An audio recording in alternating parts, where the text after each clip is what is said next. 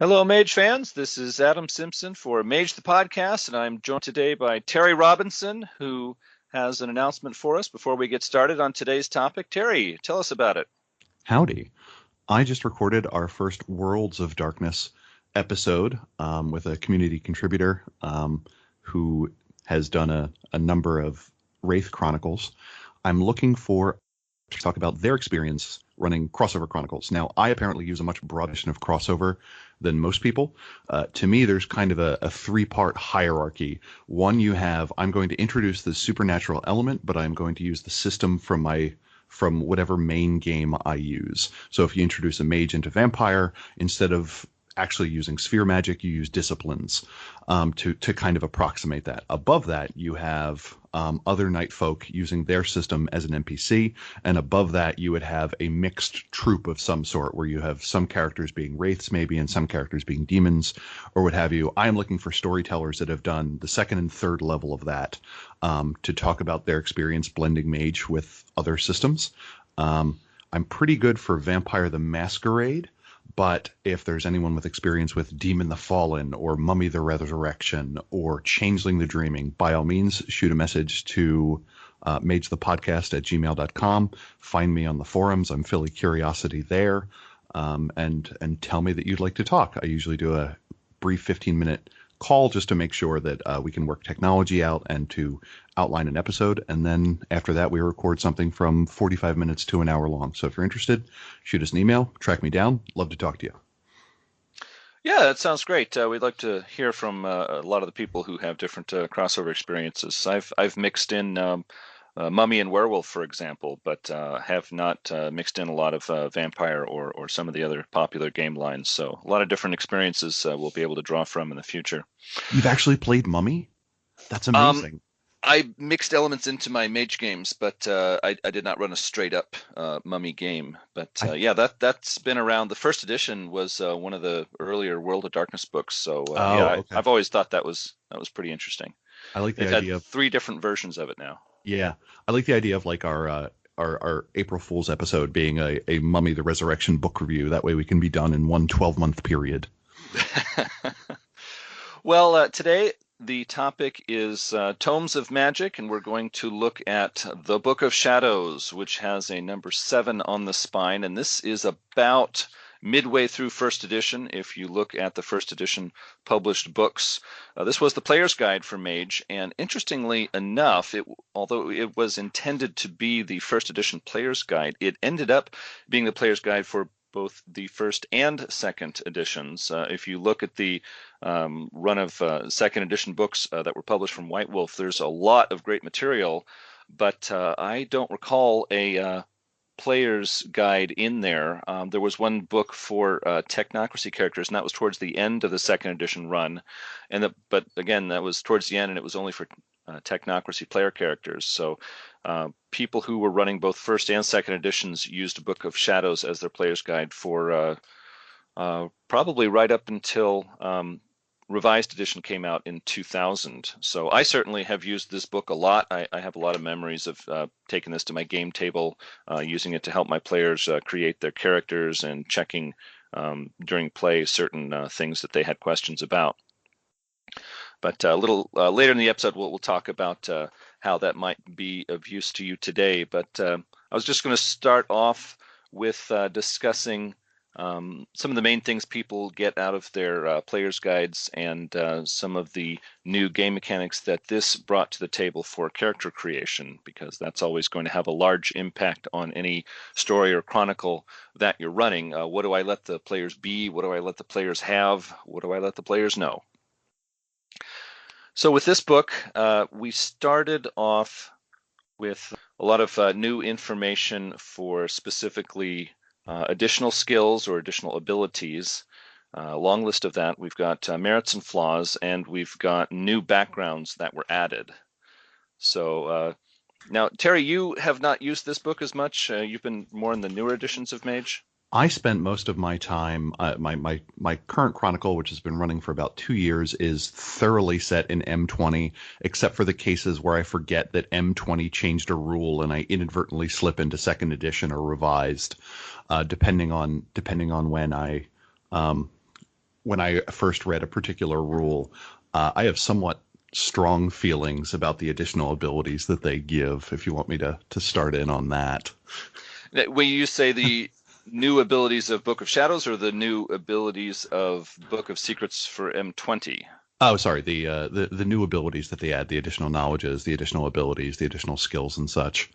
But Yeah, is that first the Book of Shadows or from the Book Book of of Shadows. Secrets? Sorry. Okay. Um, Yeah, I mentioned that because with Mage 20 they have released Book of Secrets, which is not billed as a player's guide, but it is effectively the player's guide for Mage 20, which is a fourth edition of Mage the Ascension. But today we're going to focus on Book of Shadows. It's just that I, as a Mage fan, can't help but draw a few parallels to Book of Secrets occasionally. The player's guides have been so successful and so popular over the years that it was a Onyx Path employee who not too long ago put a post up on the internet for the public to read. He was saying that the reason the 20th anniversary games are thicker books, Vampire 20 and Werewolf 20, etc. The reason there's such thick books, often around 550 pages, is because the storyteller guides or storyteller handbooks and player guides have been so popular in the past that they thought it would be a nice thing to do for all of the World of Darkness fans to just roll those into one book so that they can pick up one book and have all three resources: core book, player's guide, storyteller's handbook, between two covers. And that was, I understood, originally the plan with Mage, but there was a lot of material they wanted to put into the core book for Mage 20, and so they ended up also publishing Book of Secrets. So it's sort of a two-book combo, but that was the original intent there. So with Book of Shadows, published for originally first edition, first off, I notice that when I talk to storytellers about the additional skills, I call them skills in the book, I think they're listed as abilities. There have been a lot of mage storytellers who took a look at this long list of additional skills, and they decided, oh, this is too much for me. This is so much to keep track of. There's a lot of skills in the core book. Now there's an equal number added in this book. I don't think I can handle all of this. I'm just going to not use them. I'm going to tell my players, look, don't worry about these. You've got skills on your character sheet, and we're going to run with those. And I never took that point of view because I never saw it as all or nothing proposition. When I looked through the additional skills in Book of Shadows, I always had this impression that this was supposed to be a grab bag for us. As storytellers, we can look through this and pick out 1, 2, maybe 3 skills and say, I'm going to add these in for this chronicle that I'm going to run because it helps me focus on an idea I want to look at. And there's one other approach a person can take to the additional skills from player's point of view. But first off, just from the storyteller's point of view, I'm going to give the example of archery. Archery, bow and arrow use, is an additional skill in Book of Shadows. And people who've been playing World of Darkness games for a while know that things like climbing, archery, and other pursuits fold into the general skill of athletics. And in the past, that's how it's handled. It's like, oh, I want to fire an arrow at someone. Okay, well, roll your athletics with whatever attribute the storyteller decides. So archery is much more specific, and that's why a lot of people call them secondary skills instead of additional skills. They're more focused. So if you had a chronicle where archery, compound bows, standard bows, maybe crossbows, focus into the action a lot more, then you might want to make that a more important part of skill rolls and action scenes. And so a storyteller could say, if you don't have the archery skill, you can use athletics, but you're always going to be rolling against, say, difficulty 9. But if you have the archery skill, then you just, roll against more standard difficulties like 6, 7, or 8, depending on the situation. And so that's one way that the storyteller can make use of additional skills if they know their chronicle is going to focus on a certain topic. Another example might be very esoteric knowledge that most people are just not going to know. There's a skill of alchemy in Book of Shadows, and a storyteller could say, hey, there's going to be a number of scenes in this chronicle where alchemy is going to be something that's discussed, something the villains are doing, or something that an NPC ally might know. And the storyteller could say to the players, if you don't take the alchemy skill, you don't know that, you can't do that. But if you take the skill, then you can try that. And the third use of additional skills would be if you're really going to focus on a topic in general in a chronicle. Now, an example of that to help you understand what I'm talking about is in Book of Shadows, there's this additional ability called Stone Lore. And that is, about, I think Terry knows what I'm talking about here. We're talking about precious stones, semi-precious stones, quartz, agate, rubies, and all these crystals, etc. And over the course of history, there have been certain groups of people, certain times and places where people thought that stones had a natural inbuilt mystic abilities. I remember when I was a youngster in the 80s and 90s, there were a number of people talking about crystals and how they had natural mystical abilities. And if you purchased the right crystal and wore it on your person or put it next to your bed at night or something, it would have an effect on you that most people would not expect from a piece of rock next to their bed.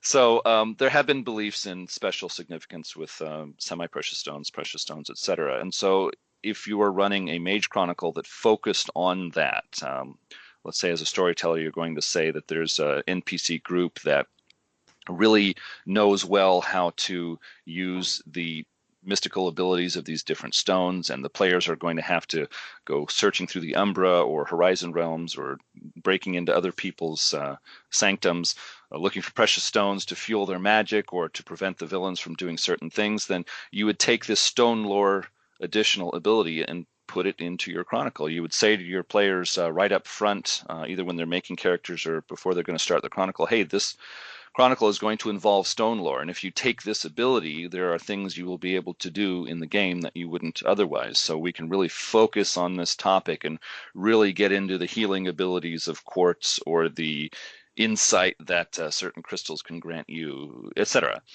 So that's my advice on how to take additional abilities from any player's guide of any edition and not make it so overwhelming. You don't have to double the total number of skills in your game and factor it all in. You can just take one to a small number and help it to emphasize something in your chronicle and get a benefit from it there. Now, before I talk about the player angle, I'd like to just turn it over to Terry and see what he has to say. I like the idea of everyone who listens to this podcast, like posting somewhere like Stone Lore 5 dots overpowered, please revise or something like that. The thing I like about all of the talent, skills, and knowledges that they add are the 5 dot descriptions. I'm not a huge fan of these additional abilities as a general rule. I think it puts the player and the troop in a weird position where previously, like one of the things that they add is disguise. And prior to the existence of disguise, if my character had to look like someone else, my storyteller would be like, roll wits plus streetwise or wits plus subterfuge. And the moment the person knows that disguise exists as ability, it's now wits plus disguise. And because we got this additional book, suddenly my character is seemingly less capable in the world. Like, I get the whole argument that, hey, if you have this, you get to do it at reduced difficulty, but I don't know if everyone's necessarily going to take it that way. I guess my point would be, if you're going to do that, you have to add that secondary modification of being, oh, by the way, if you have these secondary non-standard talent, skills, and abilities, we're going to give you a reduced difficulty with that. In the book, all the 5 dot descriptions are pretty good. 5 dots in taxidermy. You probably embalmed the pharaohs in a past life. Your work looks like it's going to get up and run off any second now. I like that. The 5 dot for stone lore is not only do you talk to stones, but sometimes they talk back, which which sounds like something completely different. When I roll these in, I make them either incredibly cheap, 1 freebie point a pop, and I give my characters a handful of them with the expectation that they will take some absolutely useless ones to represent a college hobby that their character had. Like, you have 3 dots in cooking, sure. And it just gives flavor for free. Which pops up on occasion. Characters come to a new chantry, they're trying to impress someone. Okay, my Euthanatos that looks like they are shrouded in death and at any moment is going to cross to the barrier beyond happens to make an absolutely stunning souffle. So I find those to be worth a little add-in that they do. Otherwise, I'm not a huge fan of these.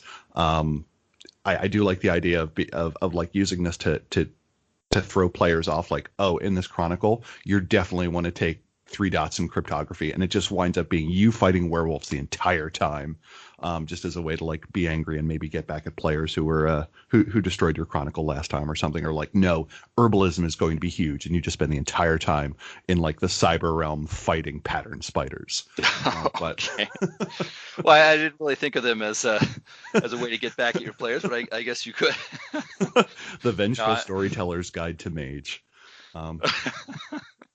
No, that was an angle I did not consider, but yeah, I do hear what you're saying about how it bringing in a number of these skills can add complexity, and as I've said in the past, generally my point of view on role playing is I'm a rules light fan, so I usually lean towards less skills, less complicated rule systems, and so yeah, I certainly understand why you would look at this great set of skills and say, hey.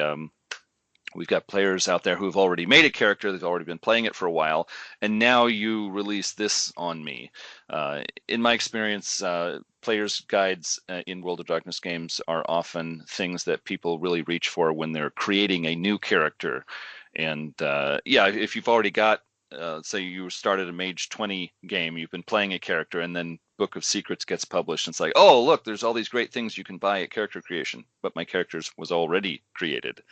And so, yeah, I suppose that's something that a storyteller and a troop of players would have to work out. But my point of view with Book of Shadows was every time I was using it, it was at the point of character creation. So it was just like it expanded my core book. So yeah, I would definitely argue that you don't want to take all of the additional skills and just pull them all in and say, now we've got a really big set of skills, let's all deal with it. I like to just pull in one or two to add focus to things. And that's why I always call them secondary skills. And so when I was reading Book of Shadows recently for this podcast, I was actually surprised, like, oh, they're not secondary skills, they're additional skills. I've been saying it wrong for how many years now? But before we move on, I just wanted to talk about how additional skills can be used from the point of view of the player. And Terry touched on that a few minutes ago. That is, when the player is creating a new character and they look in the skills and they say, oh, here's a specialized skill that would really help me bring out an aspect of my character that I want to emphasize. And that's when the player goes to the storyteller and says, hey, can I take this skill? I got this idea of how it would really add to my character. I would use the example of there are 2 additional skills in here, one for climbing, which normally folds into athletics, and one for instruction, which is teaching someone else how to do something, and that normally folds into expression, as it was mentioned in the core books. So, I mean, if a player comes to me and says, hey, I'm not the most athletic guy, but I'm just really good at climbing. I know climbing gear, and even without it, I can climb things really well. I want that for my character. As a storyteller, I might say, oh, well, I get that. I see that. I'll let you take that additional skill, and I will keep in mind that your player is good at that. Or instruction. I remember in the first edition core book, it said people who can teach the higher levels of the prime sphere to young, acolyte mages, or not acolyte, to adepts. Yeah, to disciples. Thanks, Terry. They're in short supply. So if I've got a player who's making up a character and says, hey, I want to learn prime sphere, and I'm going to take the instruction skill, and I'm a really great tutor. So whenever I visit a node or chantry, I make my skills available, and I get popular that way in Mage Society. As a storyteller, I would say, oh, I get that. Okay, this player likes this additional skill of instruction and wants to make that part of their character. Yeah, I'll allow that. I don't think this is game breaking or crazy or anything. So that's the player's point of view of picking up additional skills. And before we move on, there is one more additional skill that has created some controversy over the years among Mage fans. And Blatancy? You're right. Terry knows the one I'm talking about. It's blatancy. That was an additional skill introduced in the Book of Shadows, and I'm not going to give you the page number, but It is a skill that seemed to be a new idea that the writers at White Wolf had back in 1994. That was popular with some players and was not very popular at all with a number of mage players. Blatancy is an additional skill that allows a character to, when they're using it, to make vulgar magic coincidental, and thus lowering the possibilities of getting paradox, of lowering difficulties of casting effects. And so that's a big deal. Right off, there are a number of players who might see this in the player's guide and say, hey, that's going to give me an edge. That's what I want. And I have talked with a number of storytellers online and offline who have told me that blatancy skill, it drives me nuts. Well, I mean, mechanically, it just doesn't make sense because the way they present it is a set of after the fact explanations of, oh, this is really what's going on. But you make the difficulty roll at the beginning. So the result of the blatancy should affect whether or not the difficulty, which you've already rolled, should be for coincidental versus vulgar. Interestingly, every chronicle I've ever run had at least one person who asked about or chose blatancy, and they never rolled for it. And I feel like that was my storyteller vengeance. Like there was never one of those weird scenarios where a sleeper walked in on some crazy magic fight or duel and had to be convinced that nothing, just move along, nothing happening here. So I kind of find that funny that I had strong feelings about it, but it literally has never come up for me yet. Oh yeah, yeah. I have decided in years back when I was running Chronicles, if a player asked me for that skill, I just said no. I'm sorry, that's not an additional skill we're going to use in this Chronicle. And my players accepted it and moved on. I've not had any real arguments over it, but there have been a few requests. I turned them down because I agree with those mage fans who have decided that this is not an additional skill that they want to make use of. I believe I'm finding it now. It's under talents and page 14. Yeah, on page 14, it says that note this talent only works under the right circumstances. So it's saying, hey, storytellers, if you want to say no on this particular use of it or that, then you can. But it's basically this talent can be combined with manipulation attribute to make sleepers view vulgar magic as coincidental. And I believe the example that they give is if the player characters decide that there's going to be an important effect, they decide ahead of time that they're going to set up for it, and so they get their allies, acolytes, helpers, whatever, to go out there with like a filming equipment, like movie filming equipment, like the chair on the little crane arm that raises up, and they've got a great big obvious camera, and some guy's holding a microphone boom, and maybe another guy's holding a great big spotlight, sort of a lighting fixture. And then the mage walks out of a restaurant onto the sidewalk and casts their vulgar effect, and the idea is all of the sleepers standing around on the street there will see the filming equipment and say, oh yeah, they're filming a movie, it's not real, it's special effects. When I was reading this back in the 90s, my first thought was everybody knows that there's post-production for movies, and that's where the special effects are put in. I mean, doesn't everybody know this? I mean, if I was standing on Main Street and I see a guy walk out of a restaurant, and there's a filming crew, and a fireball comes out of his hand, it's like, that's not special effects. Something's going on here. Well, Christopher Nolan and J.J. Abrams are both fans of practical effects, so I would consider it to be a return to artisan filmmaking personally. Okay, well, maybe my point of view is the odd one here, so I'm not going to say that everyone thinks like I do, but yeah, when I read the blatancy skill as a storyteller, I was thinking, I don't know how I feel about this. I'm getting the impression this is not going to be my favorite additional ability. And I think the way you use blatancy is you make it a concept, you don't make it a talent. If the characters go through the additional prep work of making something seem coincidental, reward them for it. M20 has a section on what they call cosplay transformations, where your characters come up with a good reason that they're going to look like Kali or something like that, and it is taken as a coincidental effect. I see no reason to make it that. So I don't see a need for it to be a talent that has dots. It's just, to me, a way of rewarding players for good planning. I don't think it needs to be a separate thing that people blow freebie points on. Yeah, and I certainly agree with that. I handle it the same way. I tell players, no, this is not an additional ability, additional talent that you can pick up. If you want to do the sorts of things that this describes, then that should be part of the game. I mean, that should be a reward for good role playing or clever planning, etc. Anders Mage Page, which was quite popular back in the mid and late 90s, had a spot where Anders Sandberg himself was talking about the player's guide, and he said that he thought that the new rules for creating talismans made talismans too expensive, and he said the blatancy skill is no good. I don't use it. I mean, he used stronger language than that, but the idea is there are a number of mage players who looked at blatancy and said, no, this is good role playing. This is clever planning. This is not an additional ability in my game. Yeah. Merits and flaws? Yes, merits and flaws. I have talked to some storytellers who don't like merits and flaws quite as much, regardless of the addition of the World of Darkness game you're playing. They say, oh, this invites min-maxing, and I've also talked to a number of storytellers who say, oh, I've got this player who took this flaw and he plays it to the hilt, and it just gets annoying, and we all wish that he would just drop it. So, merits and flaws are not everybody's cup of tea. From my point of view, I have enjoyed merits and flaws, both as a player and as a storyteller. I've just seen a lot of happy players. I've seen a lot of cool ideas. I've seen a lot of options for customizing a character or even a chronicle that I'm running. So I find a lot of things that appeal to me in merits and flaws, generally speaking. And this Book of Shadows is no exception for me. I found a number of things in there. Some I've never used, even though they sound interesting. Some I certainly have used.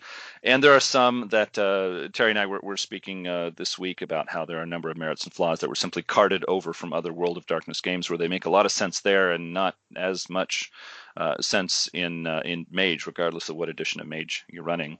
Yeah. So it's a mixed bag.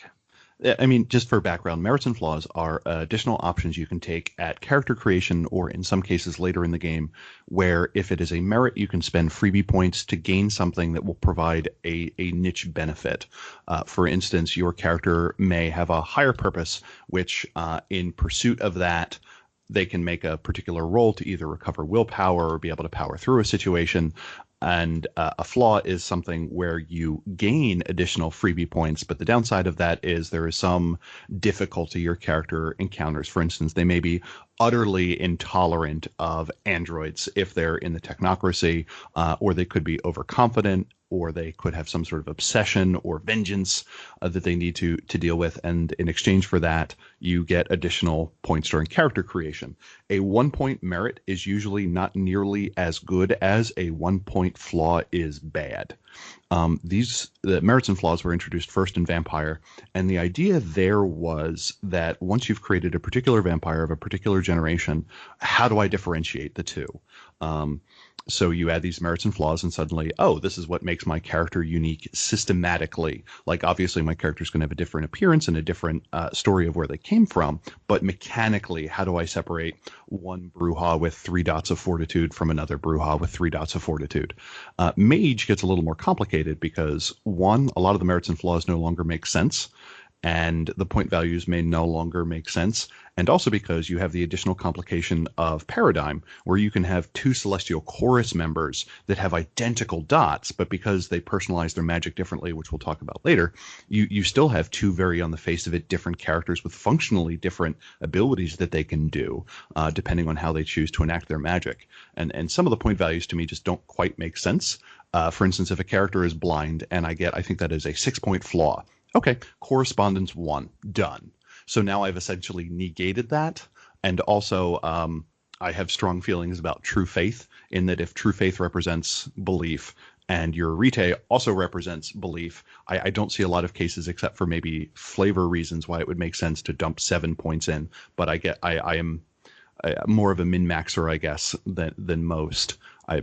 To me, the idea of min-maxing is a question of, yeah, the storyteller should stop it from happening, but there are ways in which the system can make that job easier for the storyteller by having things that will break a game being very difficult, or a specific note that says, hey, don't let your players take that. Or my preferred way of doing it would be if some of these more game-defining things were actually in the storyteller's guide. That way the players wouldn't look at it and go, oh my goodness, for 5 points, I have crippling flashbacks, but that gives me the ability to get an additional sphere dot during character creation. That's totally worth it.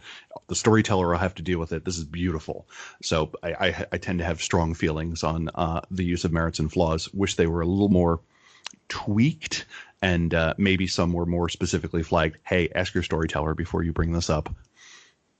Yeah, it's actually really good that you share that, because it's nice to have a different point of view on merits and flaws in the World of Darkness games. Yeah, as I said a moment ago, I don't disagree with what Terry has said. He brings up very salient points, and I'm glad they're being discussed. So it's not that I disagree. It's just that I've had slightly different experiences. When I look through merits and flaws, I see a number of merits and flaws that were written for older games. Yes, but there are a number that were written specifically for Mage that I think can be a lot of fun.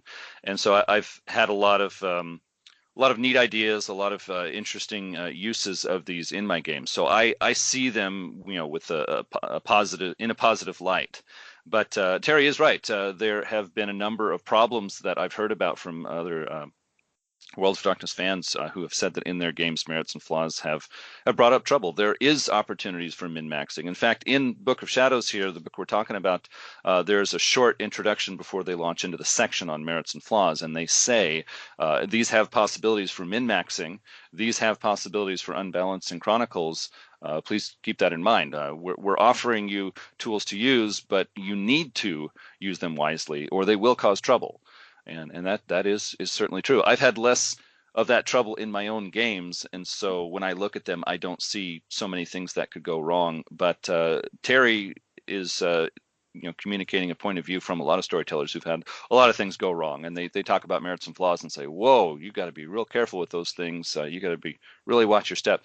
And for that reason, I've given the advice to a number of people, a number of Mage storytellers in the past. I've said, look, there's a lot of stuff in this merits and flaws section that might cause you trouble or might make you unhappy. So what you could do is read through merits and flaws in your player's guide, whatever edition you're running, and after you read it through, decide which ones am I going to put off limits. I'm just not going to allow to any of my players. And the ones that you do allow, just type up on your computer a list, not the whole description, but just the name of the merit or the flaw.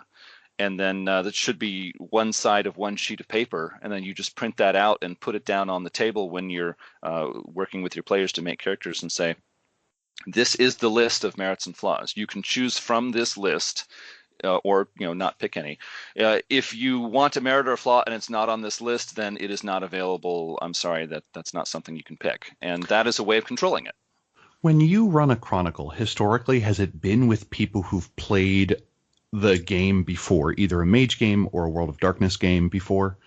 I feel like some of my experiences are informed by the fact that I almost always play with people who have never played another role-playing system before, so they're entirely new to the concept.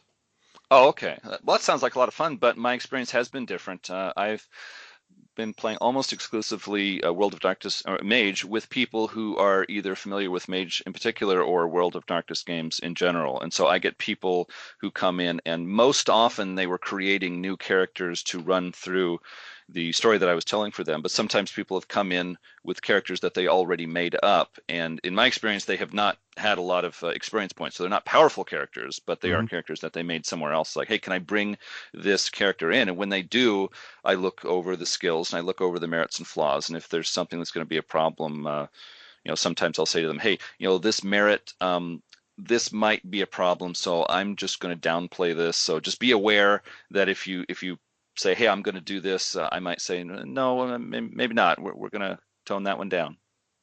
Okay. I feel like that explains some of the differences that will pop up over the course of these reviews, saying, hey, this is something that Adam gets along with and something Terry that has a problem with, and vice versa. So okay. Yeah, certainly. So one thing that another piece of advice that I've given to people is a flaw on your character sheet is not a license to be annoying.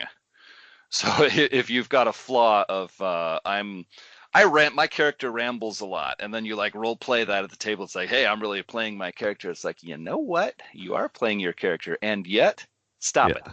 Well, the thing that gets me about that is I think the logic should be completely reversed.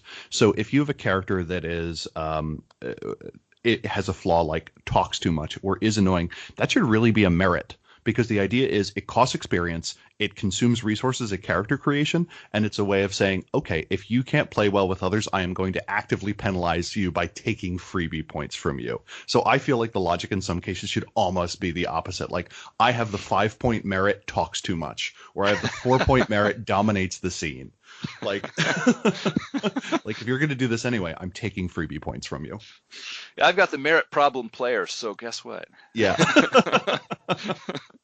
Oh, that's a 72-point one. It looks like your character has no spheres in anything and is very quickly killed by the world. Yeah. Yeah. In most of the storyteller games, they have a limiter in there. They say you can take no more than what is it, like seven points of flaws. You cannot be more flawed than 7 points worth, and that's to stop people who want to just add more freebie points by taking flaws and make a character that's awfully powerful in some certain way.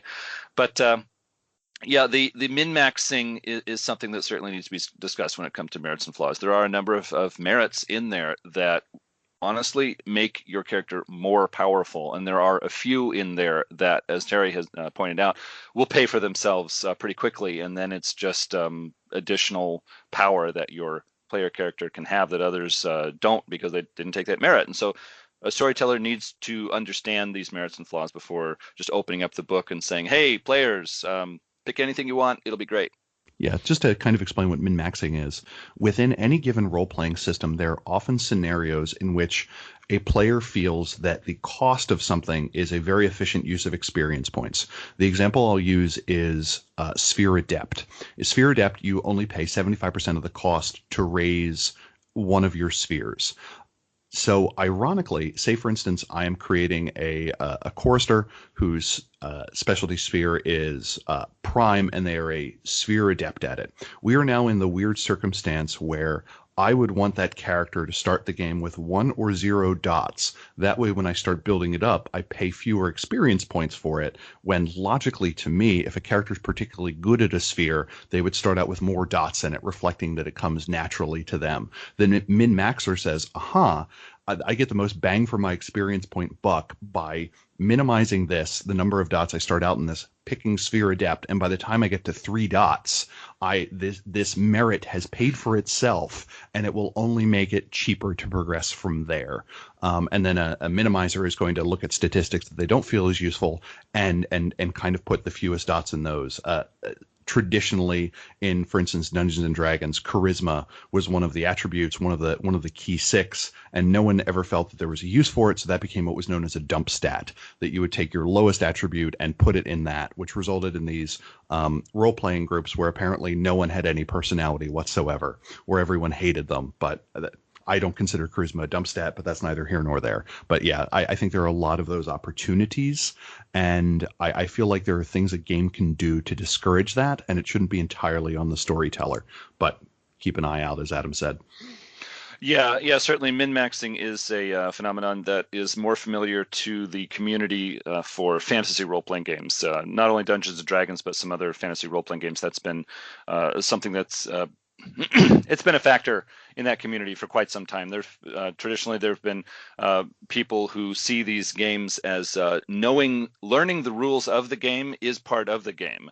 And so they would go through all these different supplements for a game, for a fantasy role-playing game, and they would see particular rules and options, and they would choose just the right ones. They call it character building your character, as opposed to just making a character and starting a game. They carefully construct a character sheet for the character that they're going to run in a new game, and they say, aha, my mastery of all of the rule systems for this role-playing game allow me to min-max and pick just the right options so that I start out better than other people start out, and as I get experience points I can spend them in ways that you other people can't, and so my character will quickly become more powerful, and I deserve this reward because I did the work of reading all the rule books and knowing all of the rules.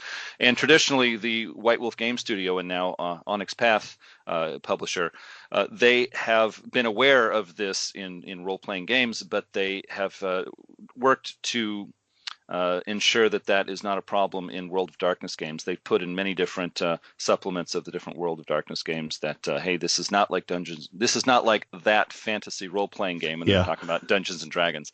They're saying we don't want game masters and players to come to this game with that idea. We don't want to have a whole lot of really complex rules that you can exploit and demonstrate your mastery and make a better character that way. We just want you to think about drama, character, story, and focus on that. Please don't focus on rules minutiae. And so that made me happy to see the merits and flaws in Book of Shadows, because coming from that mindset, I know that if they give me merits and flaws that can be exploited for min-maxing, if they're putting that in the book, they're putting trust in me as a storyteller.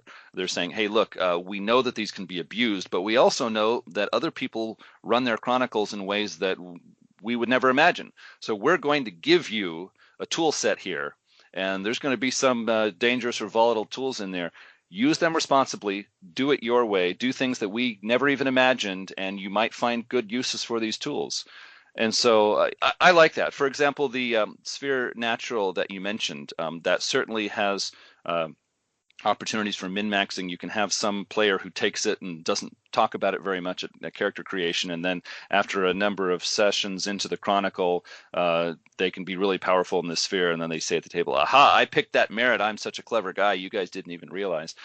Yeah, I don't like that kind of thing. And as a storyteller, I try to prevent that. However, I also see a possibility here for that sphere natural merit.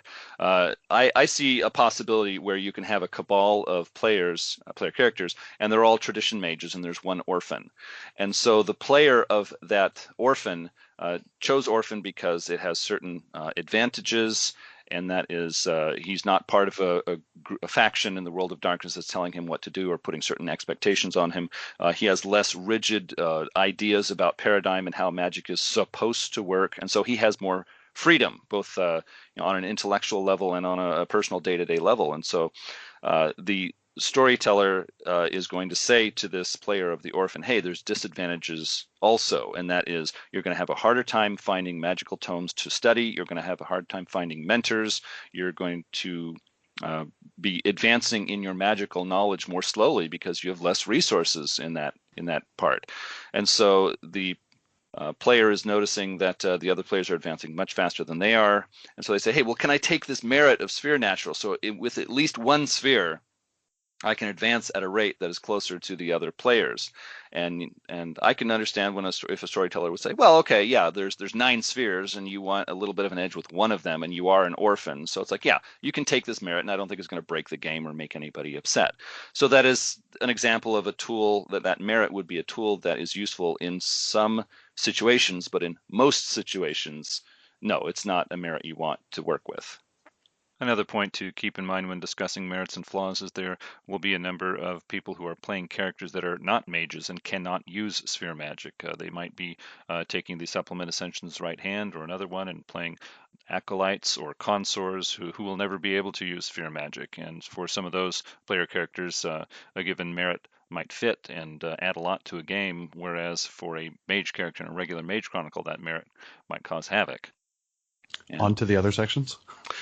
Yeah, certainly. I guess we've discussed merits and flaws enough. I think you understand systems. Yeah, you know what we think of for that. Now I'm going to mention backgrounds. Backgrounds are supposed to be advantages that you purchase at character creation.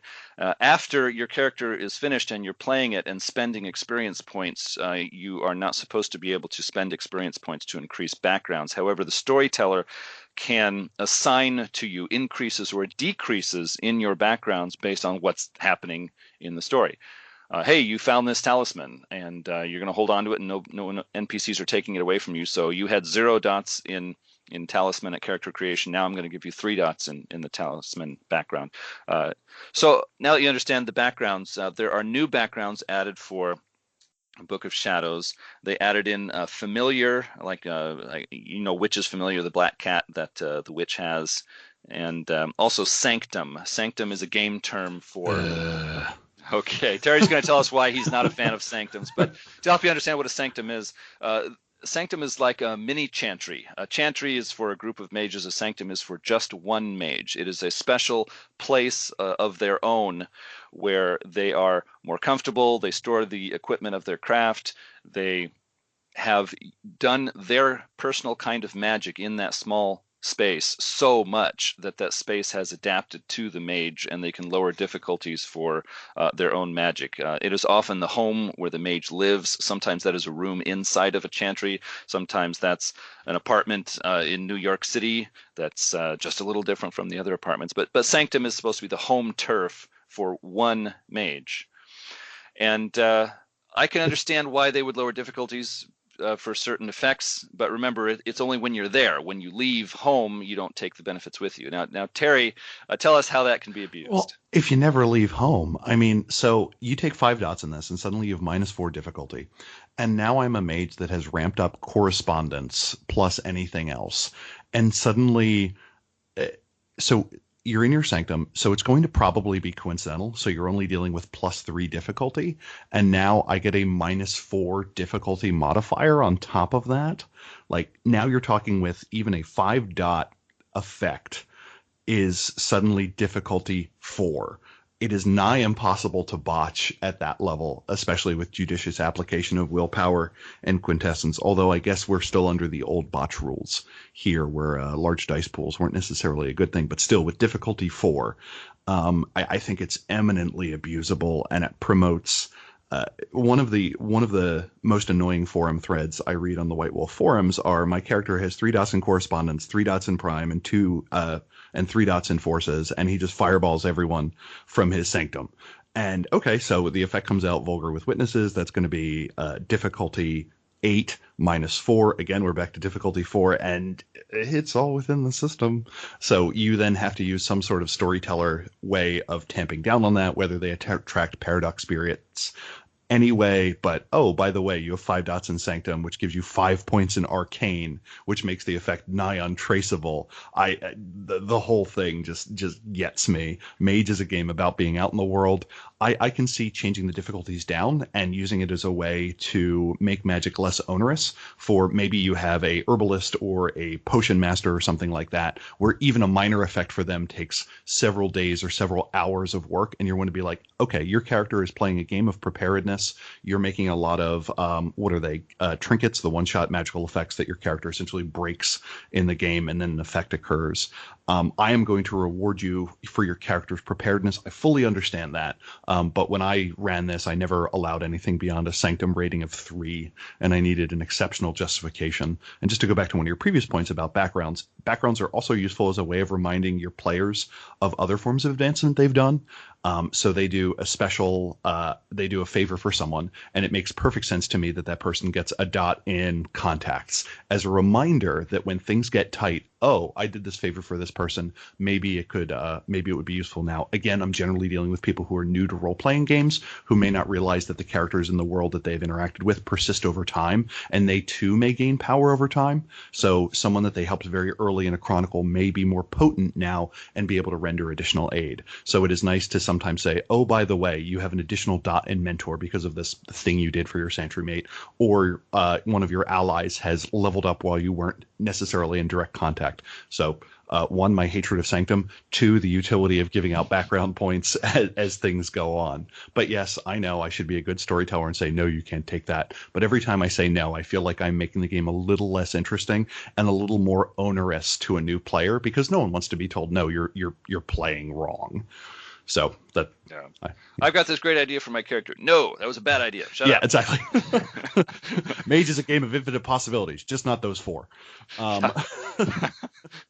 Oh yeah. So now let's see. I have not had a chance to carefully read through every part of the Mage 20 books, but weren't you telling me that the Sanctum background has been modified for Mage 20? In Mage 20, it was rescaled where the difficulty modifiers aren't quite as potent.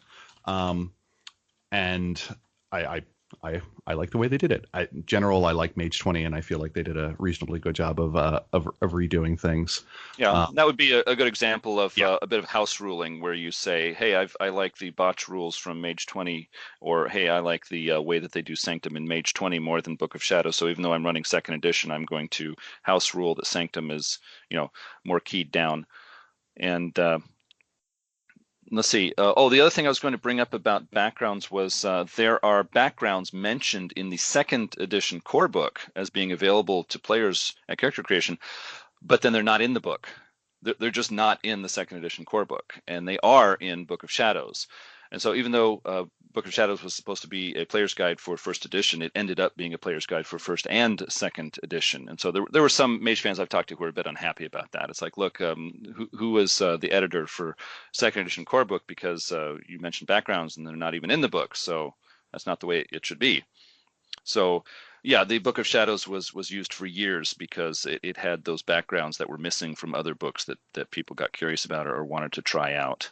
So now, going from game mechanics to setting information, there's a number of parts of Book of Shadows that does not give you new options for player characters in the term of in the sense of game mechanics, but it just gives you general information about World of Darkness, about especially the different factions there that are available to players.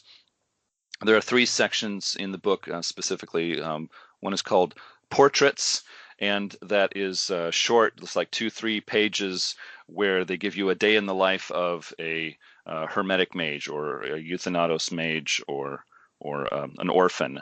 And I don't know if that was intended for players to read, but it certainly can help a player get a little bit of a sense of, what is it kind of like in the Verbena? What sort of people become Verbena, and what sort of other Verbena NPCs can I expect to interact with, and what are some of the concerns that Verbena have that other mages may not have?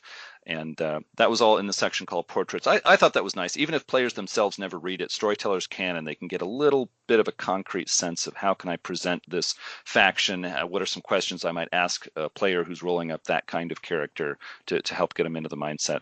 The other was Parables towards the back of the book. Parables is the title of a section that talks about concerns for every mage. For example, what are the problems that an initiate might have? What are the problems that a master might have? What are the problems at the adept level? An adept is quite skilled, but not as much as a master. And so they give the authors of the book wrote some like fake Aesop fables using animals that were a lot more popular in Western culture a few hundred years ago. Those are very clever. There are other sections or other pieces in the Parables section where they talk about here's how you might look at role-playing out an awakening of a mage, or here's some talk about paradox, or etc. Just general concerns for mages in the world that they live in.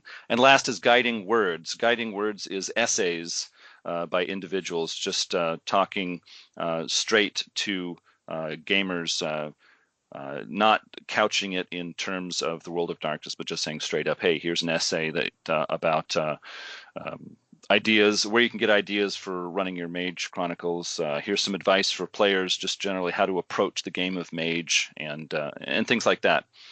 So did you get anything really interesting out of these 3 non-mechanical sections, Terry? I loved the Marauder section where they I think I don't know if this is the book that introduces Robert Davenport, but I love him as a character that on his best days is just barely aware that he is a marauder and everything that entails. I thought it was beautiful. It got away from the template of marauders just being absolute crazies. And I found it may sound trite, but I found it moving.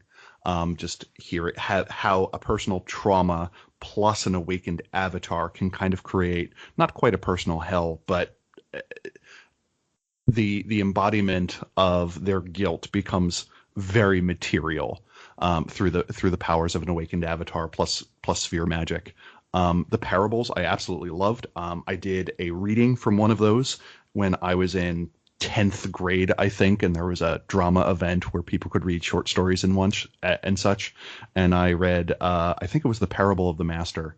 I like those. I've used them in Chronicle. When characters got too big for their britches, a senior person might read it, and we did it as a group thing where players took turns reading paragraphs. Everyone seemed to enjoy that. The essays, not so much. I don't feel there was a cogent enough thread running through all of them. In a lot of cases, phrases would be used that suggested that it was supposed to be obvious to me what they meant, but on reflection, they proved a bit facile that they would fall apart. And the one you and I have talked about the most was the idea that reality is subjective. I would need someone to dive into that. Are we just jumping over the crunch section where they introduce dough and curcumine and such, or? No, I was going to bring that up as I moved through. Now, you pronounce it curcumine? Yeah. I've been with people who pronounce it certiman, but I don't have any authority behind that. It's just I heard everybody saying it, and I got into saying it too, pronouncing it that way, certiman. Yeah, that's certain. We'll touch on. We're not going to leave you hanging too long on that, but just getting back to the portrait section. I thought that was very interesting on a couple of levels. And you're right, the Robert Davenport Marauder NPC character was first introduced there. He gets a lot more detail in the first Book of Madness. Yeah, they give him a thorough write-up and really get into his background. But he is introduced here. The portrait section I thought was very useful and very interesting at the same time because, as I said before, it gives you it's like half fiction, half out of character prose.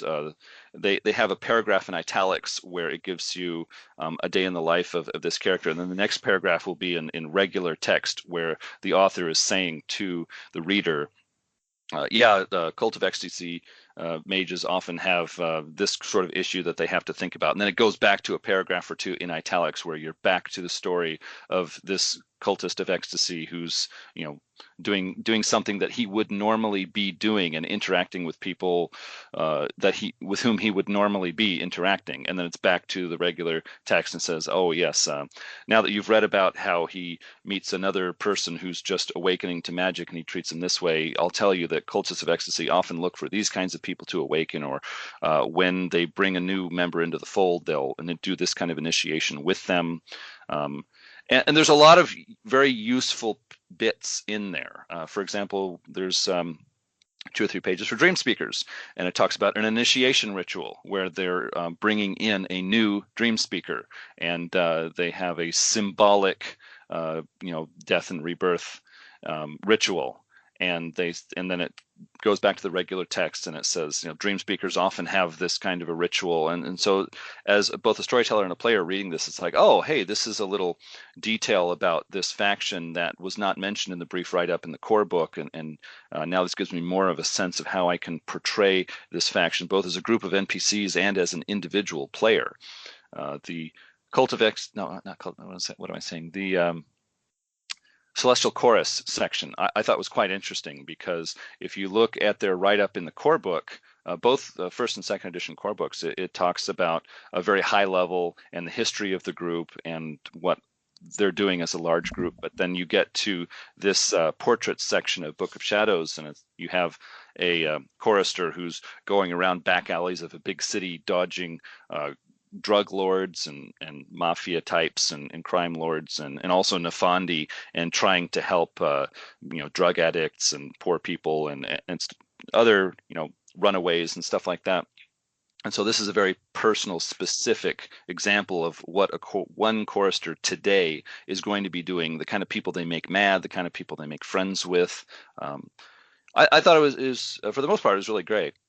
I think I partially suffer from the fact that at this point, I've read 65 other supplements, so I already have. It is hard to go from reading the breadth that is the tradition books and the revised tradition books and then go back to something that gives a 3-page summary of it. I think I'm bad at putting myself in that new person's shoes, so I feel like I might be biased against those.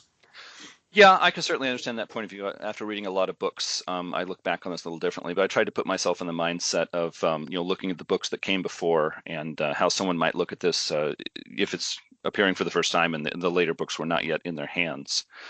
So getting into the specifics a bit, I noticed that the short write-up on the Euthanatos, this was the beginning of a trend in published mage books where the White Wolf writers wanted to soften the image of Euthanatos. If you look at the first edition core book and the books that came before the Book of Shadows, you'll notice that the Euthanatos are portrayed as being very secretive, very shadowy, very dangerous, not at all apologetic about the fact that they select innocent, unsuspecting people for assassination. And they go and they assassinate them, and other people give them grief for that. And in the past, the Euthanatos just said, hey, that's what we do. We have reasons. We know what we're doing, and you shouldn't criticize us because you don't know what we know. And if you don't like it, tough.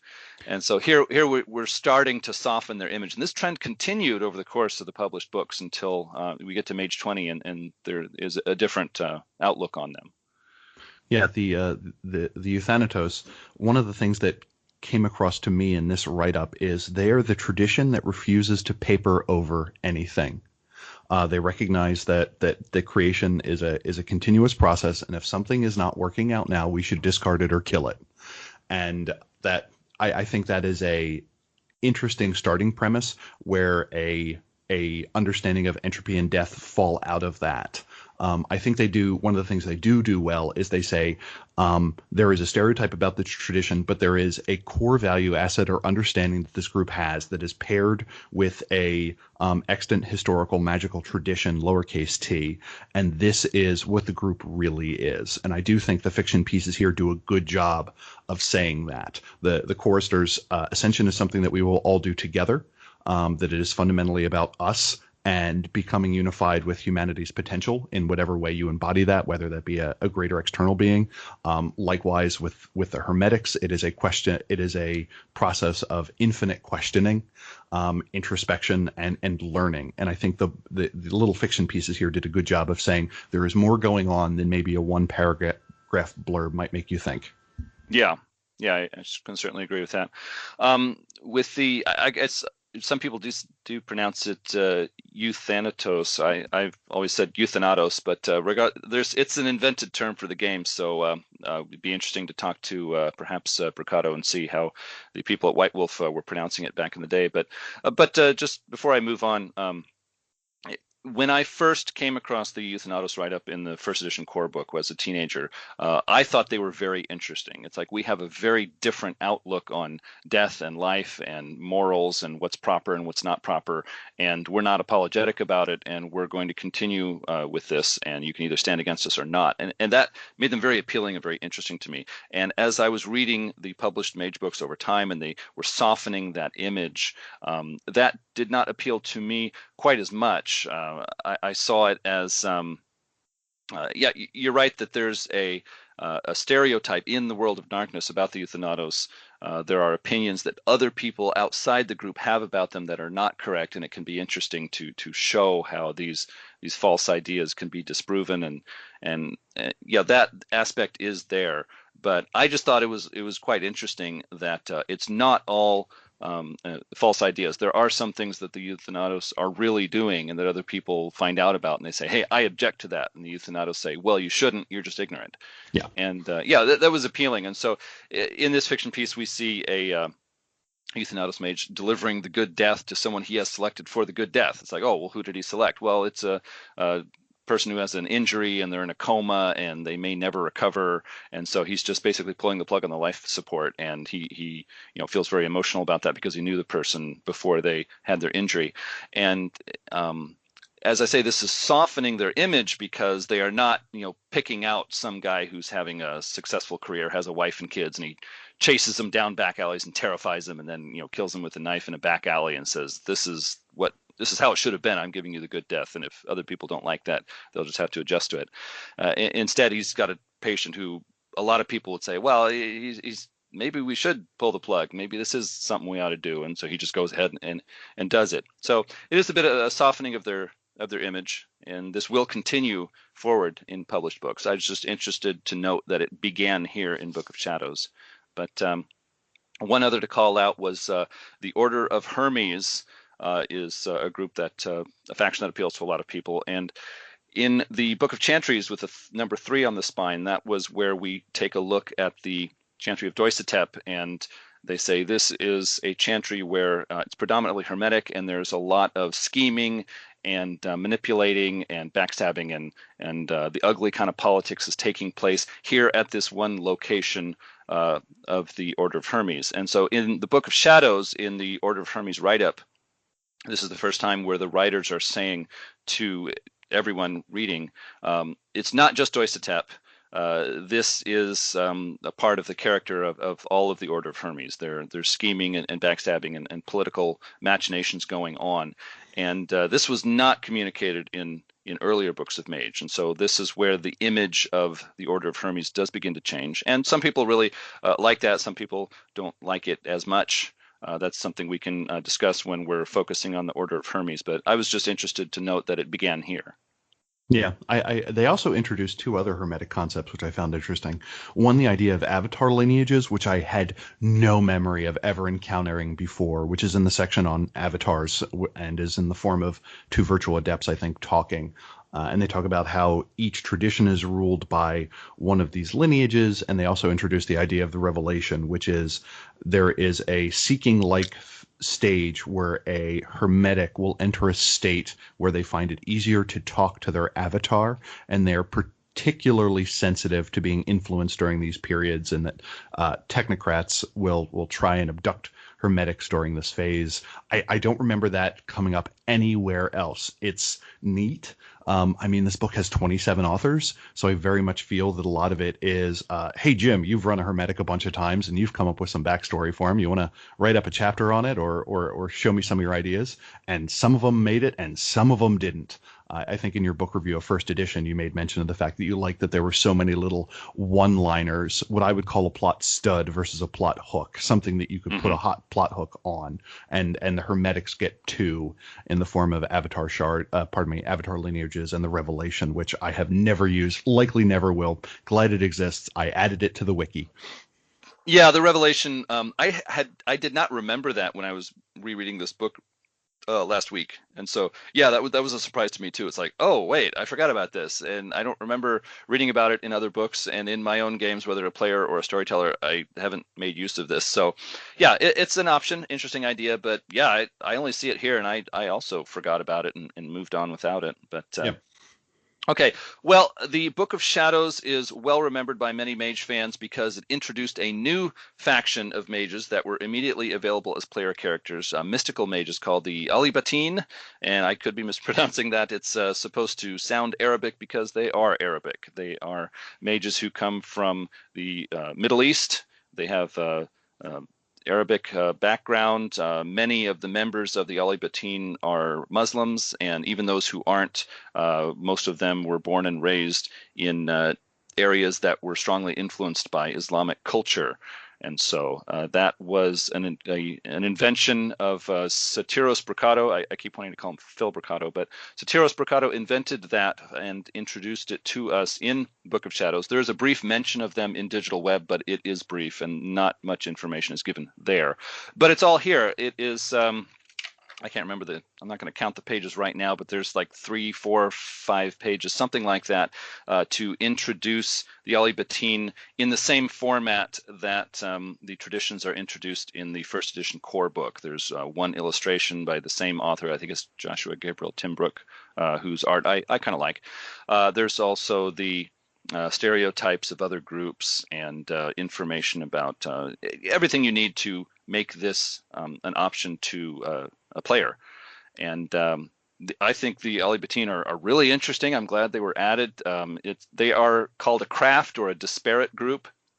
They are not in the Technocracy. They're not in the Marauders Nefandi. They're not in the Council of Nine Mystic Traditions. Interesting thing is they used to be a tradition in the Council of Nine, but they quit. They walked out and said, we don't need you guys anymore. And so there's some history there that you can draw on in your games. Just a lot of fun. Now, you like them as well, right, Terry? I was a big fan, and just for background for the listener, the idea was the Alibateen are a tradition that was founded in the wake of the Himalaya Wars, which was this war from 900 to 600 BCE between what would later be the Euthanatoi and what would later be the Akashic Brotherhood. and caught between these two eventually attacking armies in a mountain valley. These two groups come together, and in a moment of cultural exchange, this dance starts up, and two characters, both missing, or I think both missing right arms, merge and temporarily form this dancing entity that reveals the doctrine of unity, and all present kind of become exposed to this vision of enlightenment, and then they kind of spread it from there. They have no love lost with the Euthanatoi, because they were the ones that were wound up attacking them at dawn, I believe. My one annoyance here is they refer to one of the groups as being dervishes, which is distinctly an idea that only exists once we have Sufi mysticism in the 11th century. This is 2,000 years too early for that, roughly. But hey, it was written by a bunch of kids in their 20s with access to whatever they could get from a college library. The batin in their name means hidden. And the interesting thing about this group is they have they are masters of arcane. They are masters of correspondence, former holders of the seat of correspondence. And in the stereotype section, this is probably the most informative stereotype section I've ever seen. And the Euthanatos one is never forgive, never forget. Makes sense. And the Akashic Brotherhood one is we share a great deal, but we could never afford to take their path of spiritual retreat. And it is very much a tradition that, despite being hidden, believes strongly in needing to engage in the world. And I very much like that idea. I also like the fact that they were in the wake, I'm assuming in the wake of Sykes-Picot, that started the political unraveling that eventually forced them to withdraw. I think it's a really interesting group to say, at the end of the day, we are still human, and we are still going to be influenced by human politics. And this is a tradition that essentially disappeared because of that human politicking and what was happening in the Middle East area, which eventually made an opening for the virtual adepts, and which they aren't huge fans of, and it's kind of there's a little bit of a snark coming in there, which is certainly deserved. But yeah, I was a big fan of this group. Yeah, I thought they were very interesting. And what I noticed was this group strongly emphasizes secrecy and deceit, not for purposes of gaining power or knowledge, but deceit for purposes of safety and protection. And this group, as I said, was created by Sotiros Brocato. And as I was reading this book again last week, I noticed something that I did not notice when I was reading it in my younger years, and that is that the Alibateen are not only connected to Islamic groups and Islamic thought and culture, but they're specifically linked to the faction within Islam, the real world faction within real Islam, called the Shiites. And when Brocato wrote this, he was a younger man. This was back in the mid-90s, when there was less internet access and less access to a lot of scholarly tomes, and to understand that the Shiites would make a very good connection for this fictional group of mages, I thought was very insightful and very interesting. Adds a lot of flavor and possibility to that, because of course the real life Shiite group of Islam traditionally has had an emphasis in their theology and their religious writings that secrecy is important and deceit is permissible if it helps to protect the community. And so mapping that to the Alibateen, I thought was fascinating and really great. Opens up ideas in my head right away. My only gripe, and this is a minor one, is it lists 5 locations in the world where the Alibateen have more powerful mages established, and they list Mecca in Saudi Arabia. And I would change that to a different location. But again, minor gripe. Thumbs up to Brocato for seeing that very interesting real-world connection for this group. And before we move on, I thought the Alibateen were very interesting as a faction for mage, because they do not have one sphere as their specialty like we would expect. After reading about them, we'd say, oh, well, they take correspondence just like the virtual adepts do. Well, actually, no.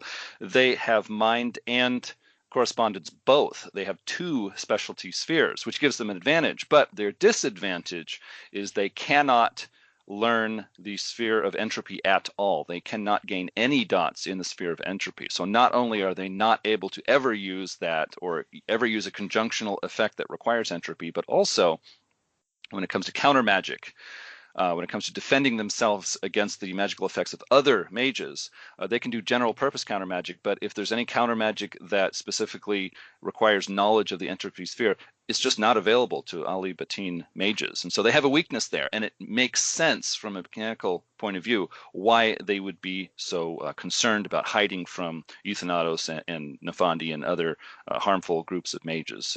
Their secrecy and their deceit to maintain that secrecy does make sense. So a very interesting group. It's been very popular with mage fans over the years. Great addition, and we saw it first here in the Book of Shadows.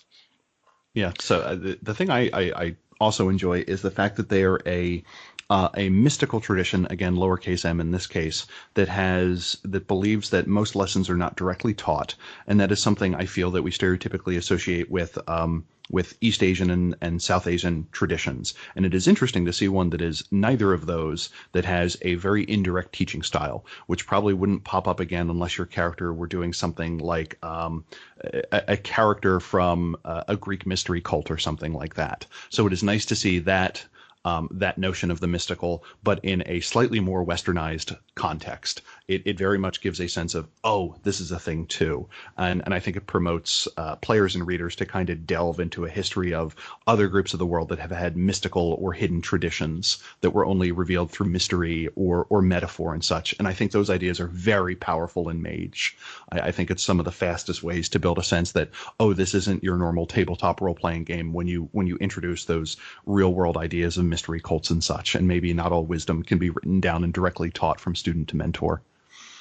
Yeah, I could easily start talking about how that's a great aspect of Mage and opens up a lot of people's desire to play. But just in interest of time, I'm going to move on to the next items on the list that were introduced in this book. Book of Shadows was the first real solid beginning to changing the technocracy in the setting of Mage. It was the first time where they were beginning to become more human, less mysterious, less monolithic and inscrutable.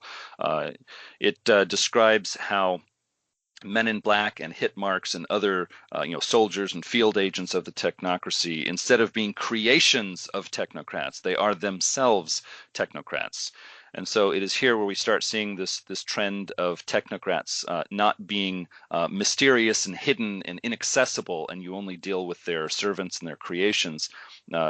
Now technocrats are mages that you can meet yourself in a city or in a chantry or in another place, and they're more accessible, they're more real, more concrete. You can meet one and say, yeah, I talked to a New World Order agent, instead of, oh, they're so mysterious, I met their servants and I wonder what they're like.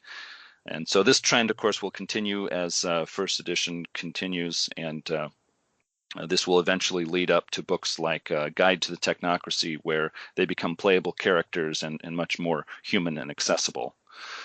And moving on, there was a short section on page 114 called Flavor, Personalizing Magic. And this was in a section of magic rules that were in the middle of the book. I should mention that Book of Shadows was, you could call it edition 1.5 because it takes some of the rules mechanics for Magic from second edition and eases them into first edition. It's the first time they're introduced, and so if you take these optional rules for Magic and use them, then you're halfway to second edition already. And the section that I called out a moment ago, Flavor, Personalizing Magic, that's not so much about game mechanics, but it is the author's expressing to the reader that it's nice, either as a storyteller or a player, to get a more concrete sense of how a character is going to describe magic, how they're going to use magic, instead of looking through the rule section of the book and saying, oh, this magical effect lets me affect the pattern of a person and I can hurt them or transform them or fool them. Instead, a hermetic would say, I have perceived the person's true name, and now I can do an effect on them with my magic. Or a dream speaker might say, I have, the spirits of the land have told me a secret about this person, and now I can direct my magic at them. And so it's a way to break you out of talking in terms of rules mechanics and starting to express things in character. So I think this is great if you can have your your players read this brief section, but even if they don't, as a storyteller, I think this gives you a real leg up on conceptualizing the world of Mage and how to understand it from different factions' point of view and how to express that and make the setting more real and more appealing for the players at your table. Yeah, this is the section outlines what a paradigm actually looks like. It's fine estate beliefs, but how does it get implemented at the table? It is one of those things that was baked into every other edition going forward. So it was going back to this was, oh, this had to be pointed out. And then you find out later that first edition was a little bit more sphere plus focus plus arete roll equals effect. And this is a step away from that, which I certainly appreciate. But again, it's kind of table stakes in all the future editions. It's pretty baked in by that point. Mm-hmm. Yeah, so let's see. Now, the Akashic Brotherhood has a super martial art called Do, which is basically the Japanese word that in Chinese is Dao, where Taoism is connected with that. It means literally, it means like path or road that you walk on. Of course, before cars were invented, but it also, in a metaphorical sense, it means like the proper way to follow in the way you live and the way you think. Okay, long story short. The super martial arts skill of Do has been mentioned ever since the first edition core book, but we don't see rules for it. And so players were simply rolling up characters that had the martial arts skill and saying, well, this is Do instead of karate or kung fu. And so here in Book of Shadows, we get game mechanics that we can use for Do, and it makes Do more powerful and more effective than the standard brawl it was the brawl skill. I'm sorry, martial arts skill came into later World of Darkness books, and that was a skill that was a little bit more powerful than brawl. But putting that aside, Do is a lot more powerful than brawl, and it is given to us here in this book. Now, I have heard a lot of critics, a lot of Mage players have said they don't like this write-up. It's not detailed, or it's too powerful, or they wish there was more to it. I'm a rules light guy, so I actually like it. If I'm running a second edition game, I would use it as it is here. My only complaint would be there's 4 or 5 special moves. I think there were too few. I would add a few more special moves for players to choose from as they advance in the skill. But Terry, what did you think of the first edition Do skills? I thought they were a bit much for me. They're like, well, there's a stereotype about these people being martial artists, and that's it. Well, you know what we're going to do to fight that stereotype? We're going to introduce more abilities entirely focused on this kind of martial arts. I have never had a combat heavy or Do heavy Akashic, so maybe I'm biased in that regard. And I think the additional levels, the idea of body control that with 4 dots of Do, you can slip out of handcuffs, and with 5 dots of Do, you can conceal your aura. That's a bit much. I fully understand that Do dots aren't necessarily as easily acquired as everything else, but that seemed a bit much. A lot of the additional systems didn't really feel justified to me.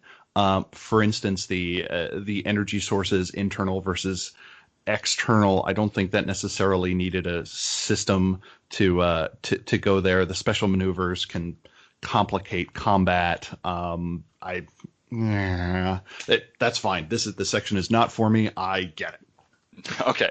Yeah, well, I've talked to a number of other Mage fans who would certainly agree with you. And so I understand that I may be in a minority when I say that I like these rules. They're light, fast, effective. I've used them in my second edition games and enjoyed them. But yeah, there's a number of people who approach this and say, this is not what I like. This is not how I would do it. And for those people, there are options. I remember in the Mage 20 core book, there is a couple of pages devoted to the Do martial arts skill, and they treat it differently. It's more detailed, it's more restricted. There are more additional abilities that can hook in to it, and so I would certainly understand if people wanted to take that Mage 20 write-up of Do and use that instead, and it's easily backed into any previous edition.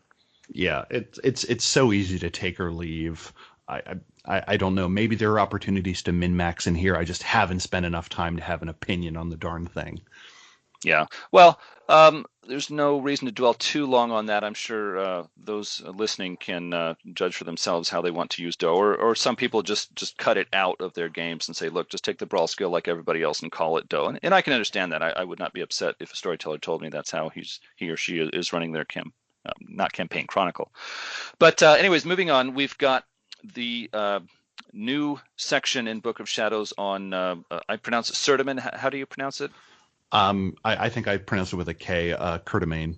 It has never popped up in one of my stories. It has always been an alternate dispute resolution system that was more tradition focused.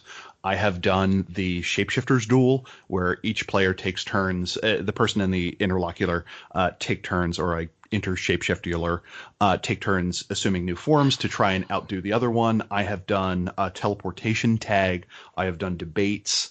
I have just never done this traditional mages duel. My characters don't spend a lot of time in Horizon realms or areas where it would really pop up that much. So it just doesn't happen a lot. It looks cool and it sounds super neat. And maybe I should add it as something characters witness at some point, just as a flavor setting thing. And I think I'm going to do that in my current chronicle, but not for me. It's great. It's well written up. It's beautiful. I just haven't had a chance to really use it yet.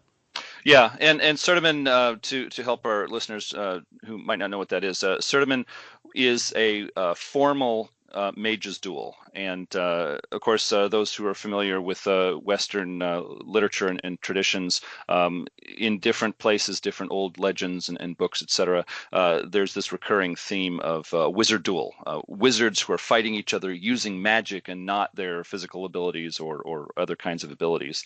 So there's a long-running tradition of that, and so there are different ways to bring that into mage, and of course. There's, some people would use something like a riddle contest. Nothing physical, no direct use of magic, but drawing on people's arcane knowledge. And of course, there's the shapeshifting duel that you mentioned. There are other ways to have wizard duels, but Sertiman is a very formalized wizard's duel that was created by the Order of Hermes. I think it was mentioned in the old Ars Magica role-playing game that had the Order of Hermes, but it's not a World of Darkness game.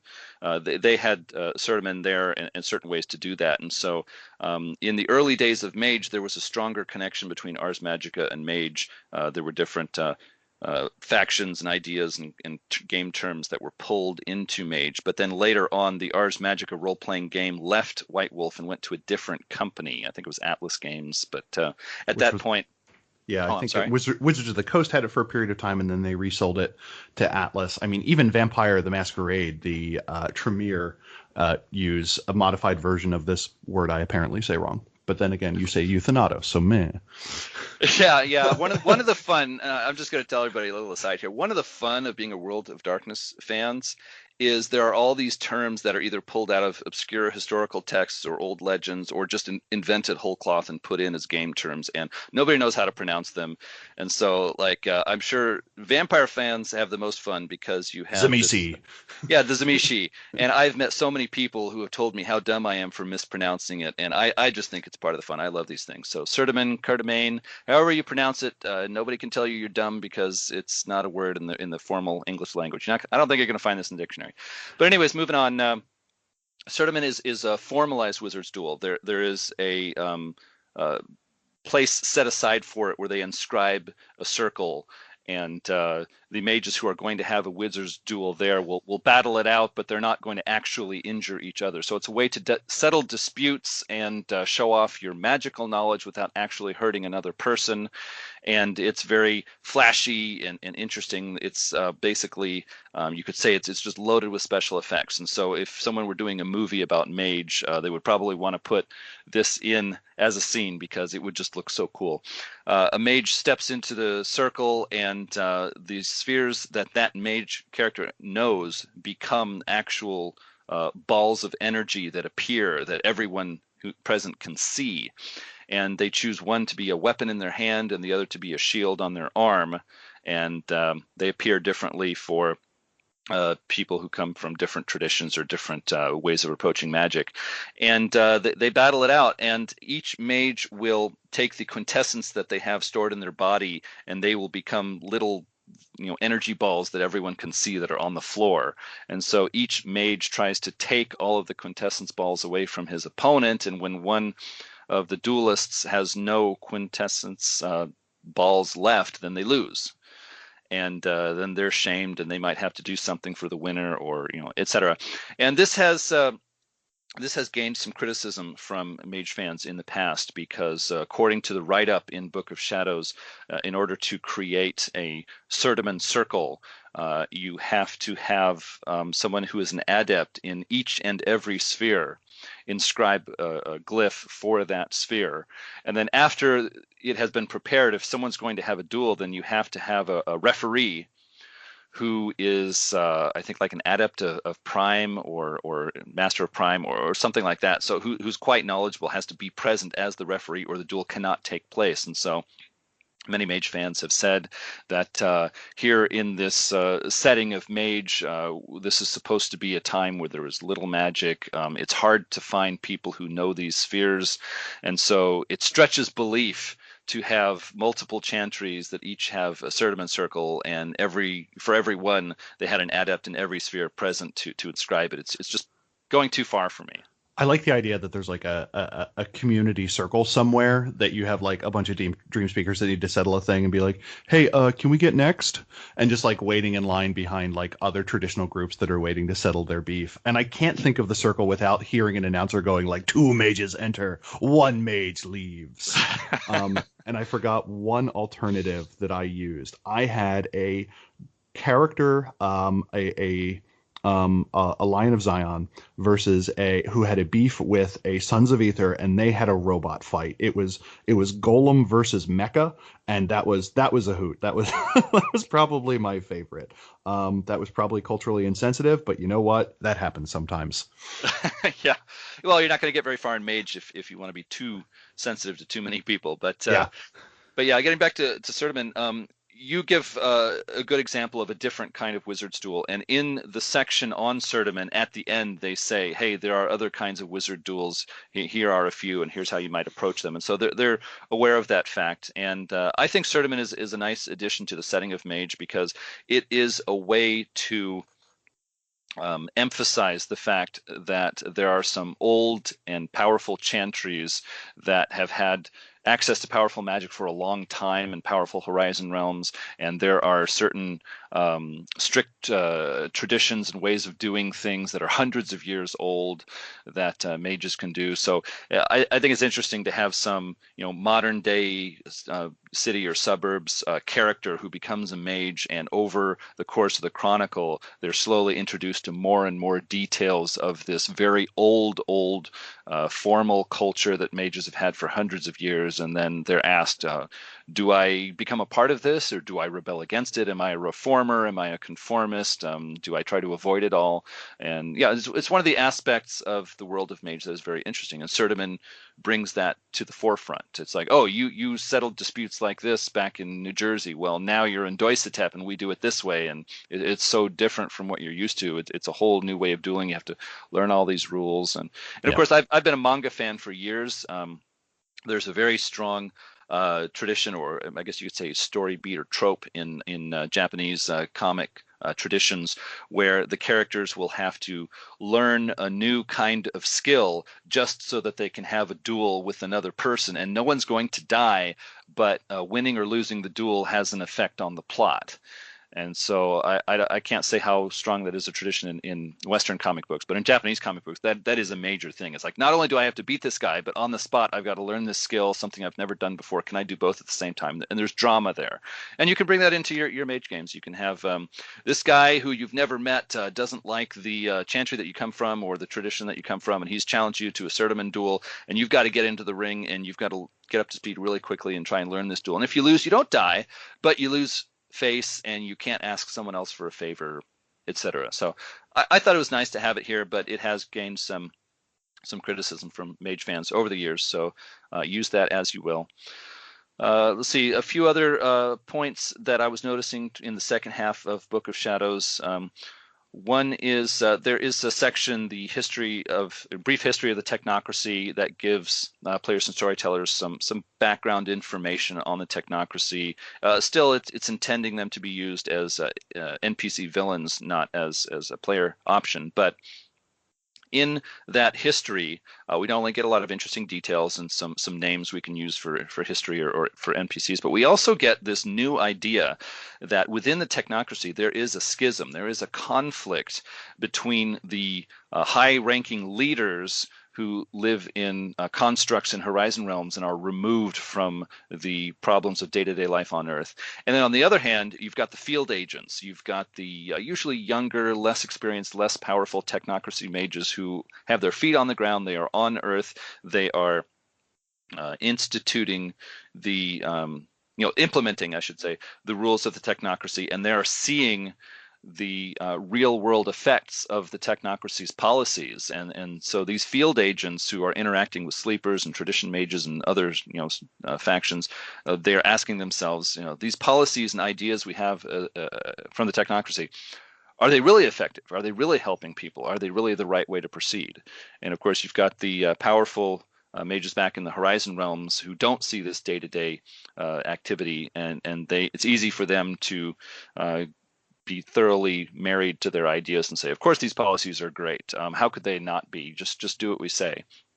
Now, this schism that was introduced in Book of Shadows is continued in future mage books, and I've seen some people make too much of it and try to say that the technocracy is greatly polarized, and there are these two distinct groups that are battling with each other constantly. I don't take it that way, but I do think it's an interesting concept to bring into Chronicles and to make note to and make the setting come alive.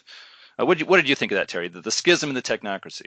It's interesting to see it before we get words like control and the timetable and other things that, again, have just baked themselves into my vocabulary whenever I talk about it. I do like the idea of the schism, and I think it's important to note that that's probably going to exist in every tradition or large group.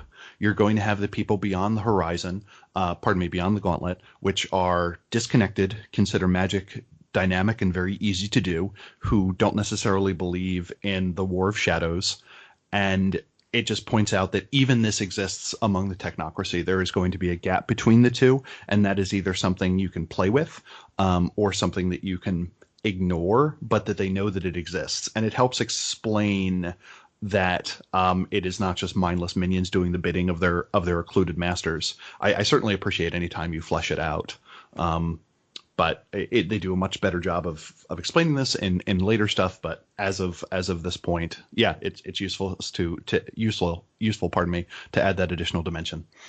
Yeah, as I was saying earlier, the early first edition Technocracy had a lot of hidden secret technocrat mages who sent out their creations and their servants, and so in that sense, the enemies that the player characters would fight on Earth wouldn't even be technocrats. And so, yeah, entering this schism, it's an interesting dimension to bring in when you have actual technocrats themselves who are both on Earth implementing things and also thinking up the rules back in the Horizon realms.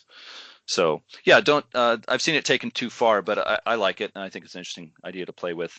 Now, another thing I noticed throughout the Book of Shadows was there were a lot of quotes from real-world author Joseph Campbell, who wrote The Hero with a Thousand Faces and a few other books. And Joseph Campbell has, since the 70s, maybe 80s, he's been introducing this idea that he calls the monomyth. And that was his breakthrough idea that if you look at old legends and myths and stories from around the world, all different cultures and times, there are certain threads that stand out, that unify them and make them approachable as one sort of a story. And once a person is aware of this, then it helps them not only understand old stories, but it helps them to write great stories that have deep meaning for new audiences. And that's an idea that is apparently the people who were writing Mage back in the mid-90s, there were a number of Joseph Campbell fans. There are a lot of quotes from them. There's one essay towards the back of the book from the Guiding Words section where I think it's John Roby. He basically says, I am a major Joseph Campbell fan. I think the monomyth is genius, and here's a great way to use it in your games. And isn't that great? And yeah. You notice that also, Terry? Yeah, it's fine.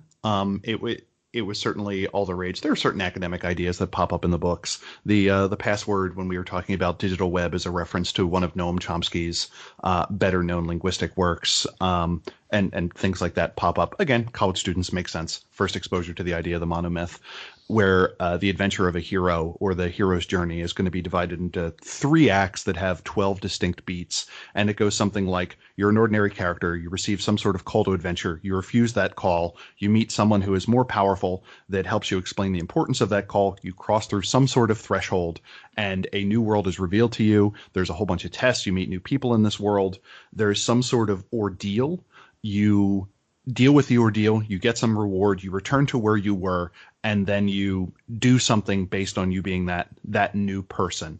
And there are a lot of stories that follow this. I was in a anime convention panel. I am not myself an anime fan. I find it fascinating. I will gladly hear people talk about it.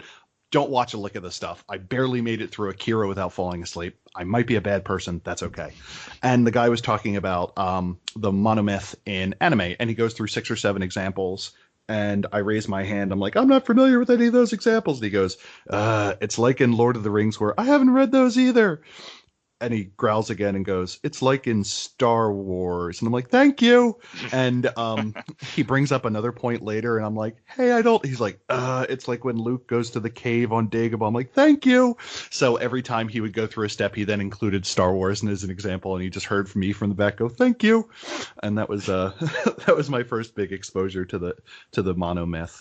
But just Google monomyth or hero's journey or hero's quest, and you'll receive infinity results, most of them in the form of like poorly written GeoCities web pages from the 90s. Yeah. I just wanted to.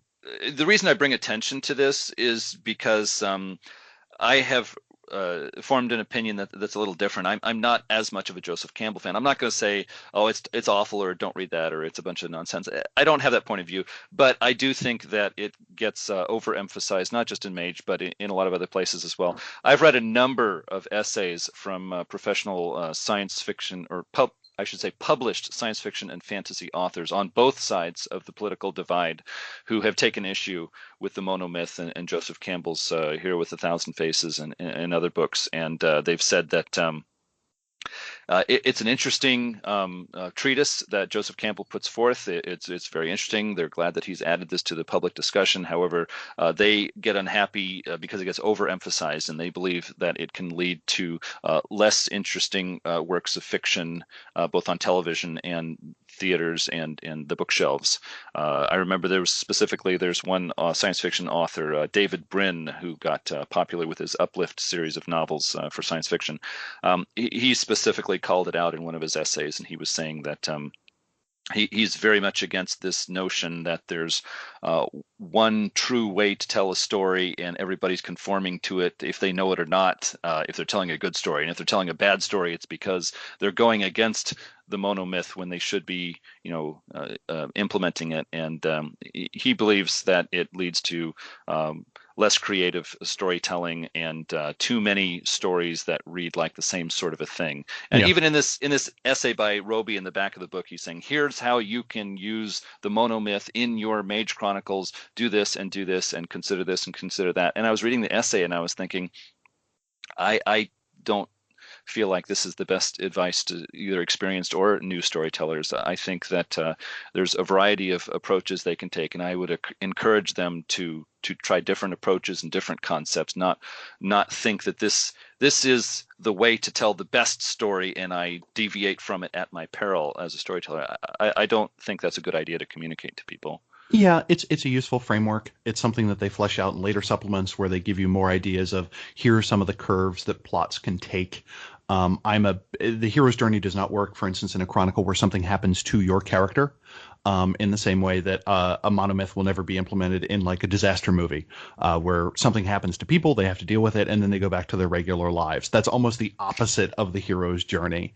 And there are a number of things where it doesn't make sense. For me, the hard part about it is I have a group of 4 or 5 people that are all sitting around a table. How do I all have them have a hero's journey? That seems super hard. Yeah. Yeah, exactly. Yeah, good It doesn't point. work well for group play. But maybe we do an episode at some point. It probably pops up when we start doing the Storyteller Guide or Tales of Dark Adventure, which goes over more options, as it were, for different shapes of chronicles.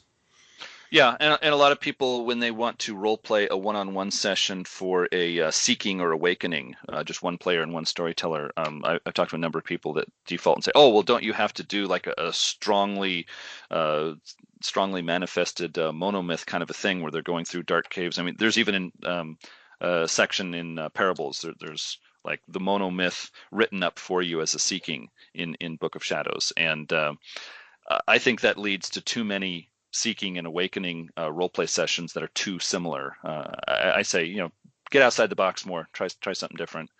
But yeah, we can certainly discuss that more in the future. And one other thing before we get to the end of the episode and say whether or not we recommend this book, one other thing I want to touch on was there are a number of essays at the very back of the book under the header Guiding Words. There was one essay called Turning Vampires into Lawn Chairs and Other Works of High Magic by Stephen Wick. Now, Stephen Wick is one of the three guys who wrote the original first edition core book and conceived of Mage the Awakening. And so if he's going to say something about Mage, then I'm going to read it and I'm going to think about it. And this essay is the origin of the expression vampires into lawn chairs, which if you talk to people who've been Mage fans for some time, they know this phrase. It's like there are certain keywords that you say, hey, summon a taxi cab, or the whiskey flask, and old time Mage fans will say, oh yeah, it's like a metaphor for a concept. And so vampires into lawn chairs, what it means is as a player, I have these spheres that my character knows, and so I can think up a magical effect that uses, this many dots and this many spheres, and that lets me do something very powerful that the storyteller might not be expecting. And so the example of vampires into lawn chairs, it's just a humorous way of saying, hey, I thought of a certain rote that can easily defeat vampires. I mean, I can kill vampires, whether they're young vampires or old vampires, or they attack me in a group. It's like with this rote, I can just easily defeat them. And it's interesting that Stephen Wick in his essay does not tell us what the specific magic effect is. Apparently he's worried that we're going to, games are going to be broken if people find out what the specific effect is. But he says, yeah, there's a person who said to me, hey, with this rote, can't I just turn vampires into lawn chairs? Can't I just easily defeat any elder vampire that I meet in a mage story? And so as a player of a mage, I'm so powerful I never have to worry about vampires, and my storyteller has to think of different villains to send my way. And Stuart Wick takes issue with this, like many people would, and says, hey, this is not how it ought to be. You should not have some clever rules lawyer kind of a player who says, aha, I've uncovered the secret formula, and now everything's easy, and I don't have to worry about this group of villains. That's not a good way to play. Storytellers should either feel free to not let a player do that and say, no, in this particular instance, you can't do that kind of a rote. Or in the essay, the author says, hey, as a player, you're not doing a good job of being a player if you think of something like this. You should not think of ways to break the game. You should think of ways to help the game. So don't you think it's incumbent on you as a player to be a good player? Yeah. If your storyteller claims to have trouble designing a mage story, then you and the other players aren't doing enough.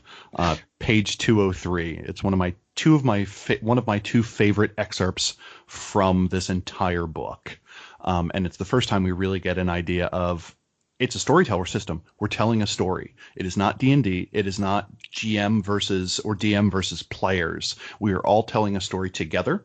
There are a certain group of people that have been entrusted to very well play out a certain set of characters. There's another person who has taken on it themselves the seemingly infinite burden of creating a world and dealing with literally everything else. Do some work, help your storyteller. That's how I take it as someone who has always been the storyteller. Mm-hmm.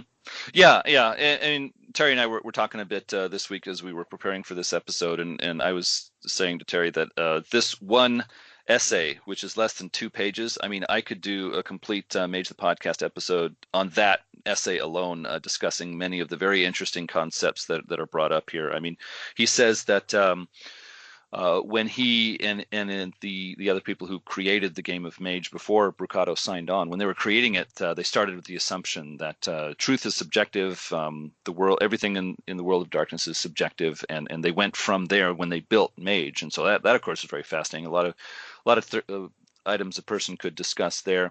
He also talks about how because the freeform magic system is so open, then a storyteller has to understand that the players can, do an effect in the game that could bring about any sort of a change. And so this is different from many other role-playing games, Stephen Wick believes, because a storyteller should be very good at improvisation, because your players can throw literally anything at you, and so you should not script up a storyline, scene 1, 2, 3, and 4, and it's going to flow through like this, because you have to expect that your players could completely derail your plans, and you have to react to that. And some people think that's a feature, some people might think that's a flaw in the way the rules are written.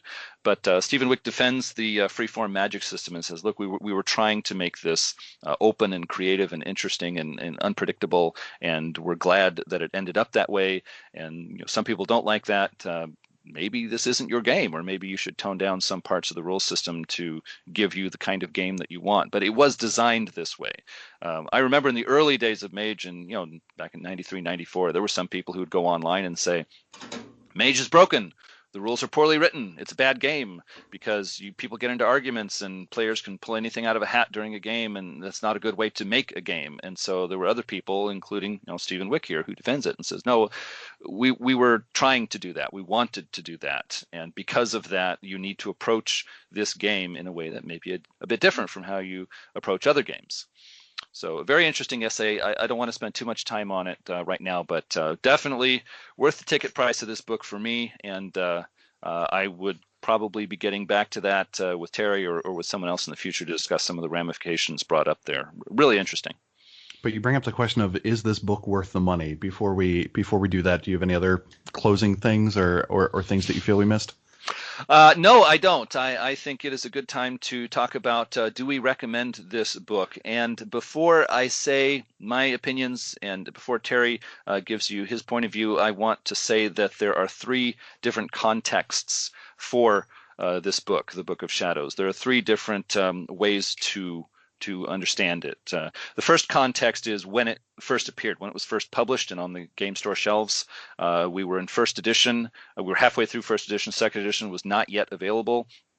This book had a lot of material, a lot of information that was new. It had a lot of rotes that were new for people. It had a lot of optional rules and changes for the magic rules.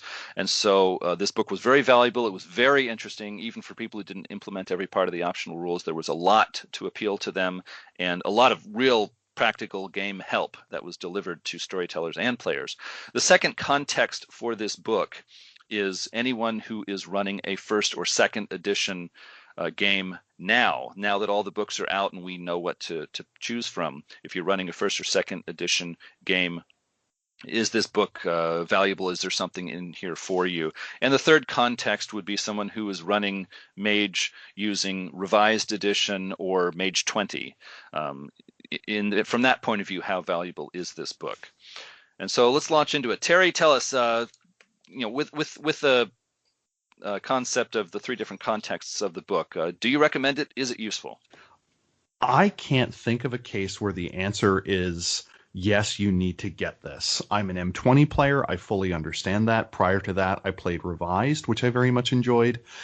But a lot of the books introduce more nuanced systems or more detailed background on the traditions.